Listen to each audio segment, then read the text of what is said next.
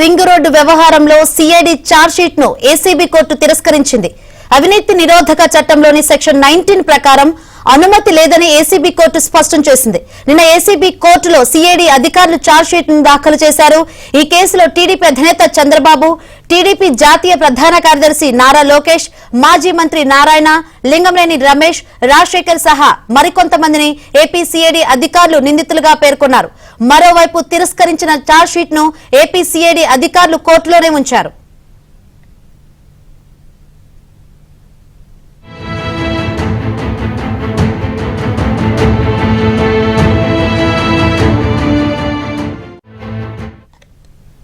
Right, inner ring road వ్యవహారంలో CID chargesheet ను ACB court తిరస్కరించింది. ఇక ఇదే విషయం గురించి మరింత సమాచారాన్ని మా ప్రతినిధి ప్రసాద్ అడిగి తెలుసుకుందాం. ప్రసాద్,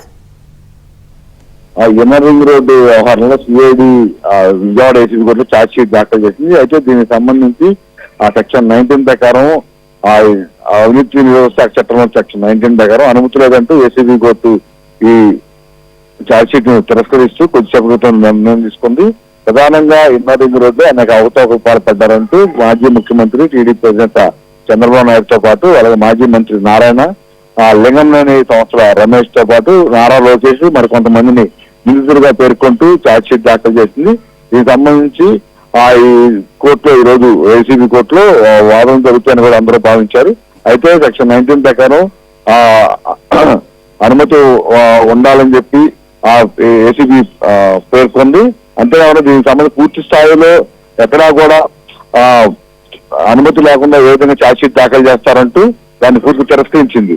ఆ తిరస్కరించిన ఛార్జ్షీట్ అక్కడి నుంచి ఏసీబీ తీసుకెళ్లాలని కూడా మనకు సమాచారం అవుతుంది. మొదటి నుంచి కూడా ఈ కేసుకు సంబంధించి వాళ్ళు ఇన్నర్ రింగ్ రోడ్ అలైన్మెంట్ కూడా పూర్తిగా నిర్మాణాలు జరగకుండా కేవలం కాగితాల మీద ఉన్నప్పటికీ కూడా ఉద్దేశపూర్వకంగానే ప్రభుత్వ ఒత్తిడితోనే అధికారులు దీనిపై కేసు నమోదు చేసినట్టు కూడా మొదటి నుంచి చంద్రబాబు కావచ్చు టీడీపీ నాయకులు చెప్తా వస్తున్న పరిస్థితి. అయినప్పటికీ కూడా ఇప్పటికే దీనికి ముందస్తు బెయిల్ కూడా హైకోర్టులో చంద్రబాబుకి వచ్చింది. అయినప్పటికీ కూడా మళ్ళీ ఏదో విధంగా దీనిపై ఛార్జ్షీట్ దాఖలు చేసి తద్వారా చంద్రబాబుపై అసత్య ప్రచారాలు చేస్తామని చెప్పి ఉద్దేశపూర్వకంగానే ఈ రోజు నిన్న ఈ ఛార్జ్షీట్ దాఖలు చేసినట్టు కూడా చెప్తున్నారు. అయితే కోర్టు మాత్రం సెక్షన్ 19 ప్రకారం అనుమతి లేకుండా ఇలా ఛార్జ్షీట్ దాఖలు చేయడం కరెక్ట్ కాదంటూ అభిప్రాయపడింది. ఆ ఛార్జ్షీట్ ని తిరస్కరించడంతో ప్రస్తుతానికి మళ్ళీ మరోసారి ఏ విధంగా అంశంపై కూడా సిఐడి అధికారులు ఆలోచన చేసినట్టు కూడా మనకు సమాచారం ఉంటుంది. Right, thank you.